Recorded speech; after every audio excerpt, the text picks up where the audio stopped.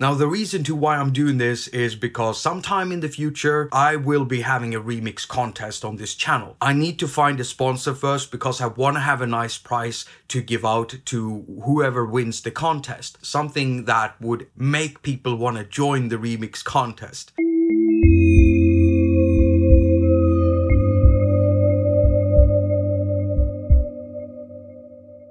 Hello and welcome to haQ. My name is Jakob, I'm your host and you're watching a haQ episode. I just heard the best remix ever.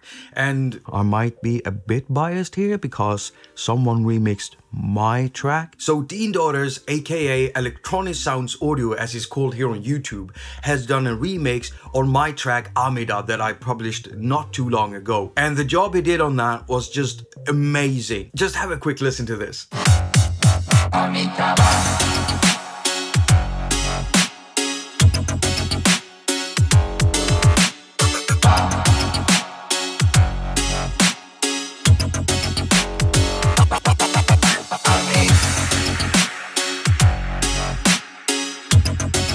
Now the funny thing here is that Dean's track is a remix of another remix because my Amida track is a remix of my original Amitabha track. It's a great track, and if you want to hear the full track, let me just get it out there that me and Dean have been collaborating on this video project for some time now. On Dean's channel, Electronic Sounds Audio, he's also put up a video, and you should really go check it out because not only is he playing the full track, he's also talking about how he produced the track, the type of plugins, the way he EQ stuff. Dean is an excellent producer, and so anyone would benefit from hearing him out. I'll be sure to put the link to his video down in the description, and I'll also be linking to it at the end of this episode. The other thing that is really bringing this snare sample to life, guys, is that I'm running it through FabFilter Saturn, which is like a saturation effect. So Dean's video is a bit more technical about the remix itself. And so what I want to talk about is the psychology, the logistics. Where's my script? Where's my script?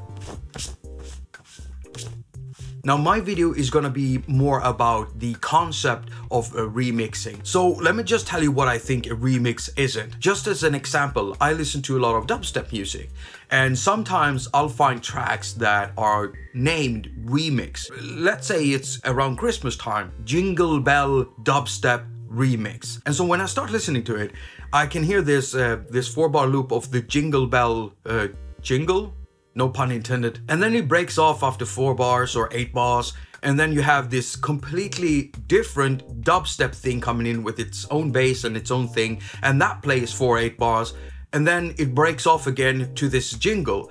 And it keeps on going like that until the end. And that, to me, is not a remix. For me, in order to feel like something is a remix, you have to do more with it. Dean took the material I sent to him and he chopped it up to bits. He added a bunch of his own stuff and he just went mad with it and he created something of his own.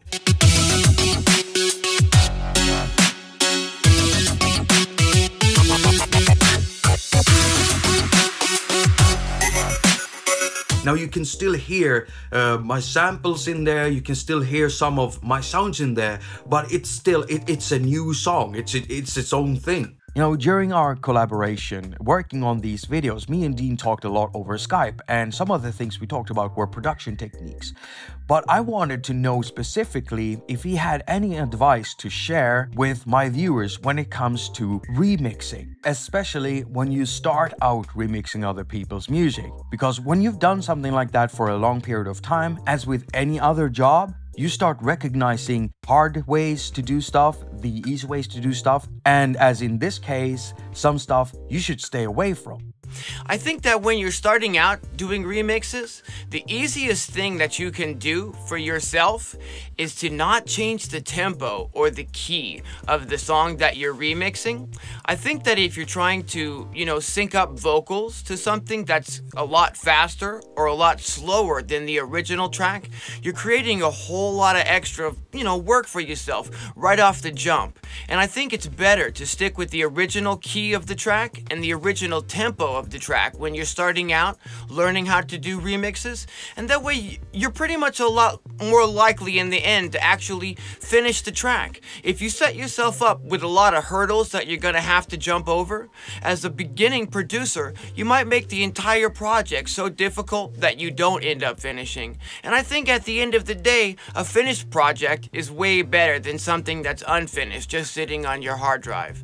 So I would really say, guys, just keep the tempo the same, keep the key the same, just start mixing up their original sounds and add some of your own sounds to the mix, rather than trying to create an entirely different groove out of the remix your first time out of the gate.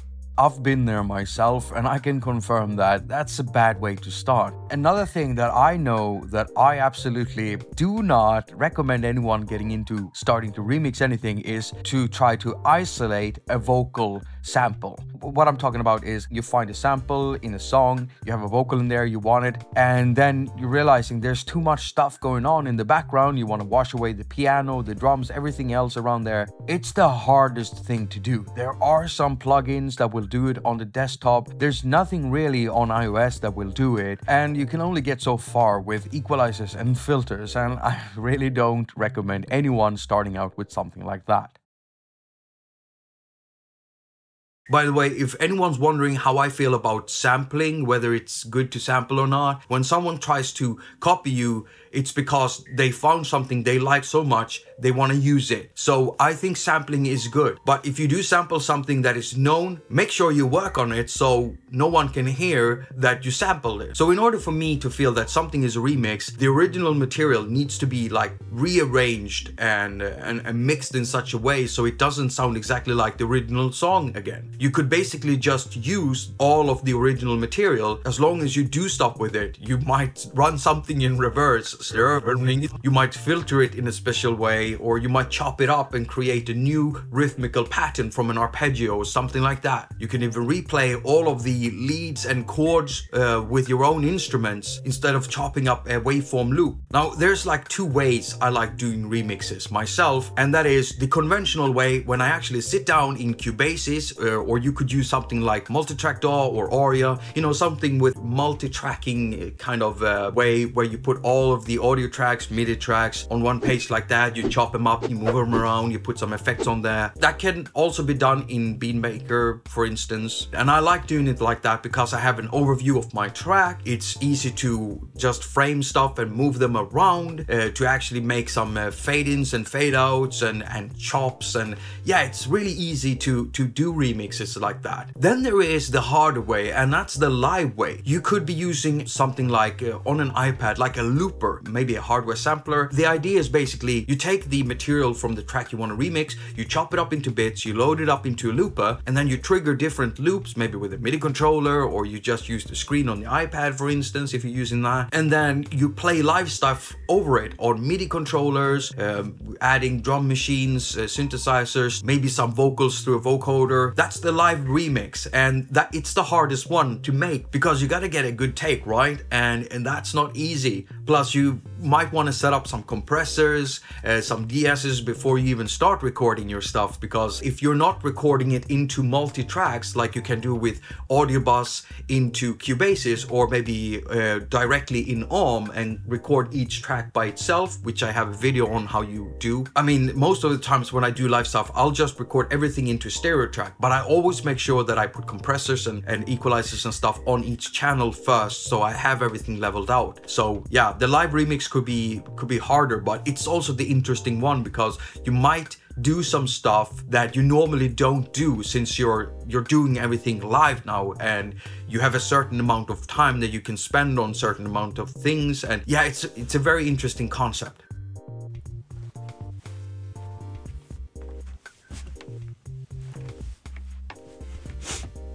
Now, of course, do not forget to go check Dean's video. I mean, he's telling some of his production tricks in there and actually walking you through the track, so it's great. Plus, you'll also see me jump in here and there too, so yeah. Maybe I should just, yeah, I'll put the link in a comment. I'll pin a comment down there with the link to his video in it too, so it will be harder to miss. I want to thank you so much for watching. If you're still here, I think you're awesome for sticking around for so long. So stay tuned, because I will be announcing like a remix contest sometime in the future. I can't say when. I need to find a company who's willing to sponsor me with a good price, something that would actually make people want to join the remix contest. Otherwise, there's gotta be some incentive, right? And I also have to choose a good track for it. Yeah, maybe the contest should be the Amida track. I want to thank you so much for watching. I want to thank all of you for 4 years of support for haQ, for commenting and thumbs up and stuff. If you've already seen me in the past 2 videos thanking viewers for this, it's because those videos didn't get that many views, and I do realize that some viewers like certain content, some viewers don't like certain content. So I'm trying to spread out my thank yous on a number of videos with varying topics, so that a lot of people can see me saying thank you so much for all the support for 4 years. Celebrating 4 years of haQ feels amazing. Gone over 15,000 subscribers, 2 million views on the channel overall. It just feels amazing. Now, if you want to support me further, the first thing you can do is go down and just tap that thumbs up button, because that really helps on YouTube. Ratings are everything here on YouTube. I mean, it's a numbers game. So when you do that, you're telling YouTube that, hey, these videos are great. I also have a Patreon site, a PayPal link right there somewhere. I don't know where I put it. I put it up somewhere. And if you don't want to do that, you could always go to my Bandcamp and check some of my tracks. If you find something you like, you can buy some of that. Thank you so much for watching. All comments and ratings are very much appreciated. As usual, I wish you a very productive week. Now go finger all of your stuff and have a lot of fun doing it. I hope it didn't die. I hope it didn't die.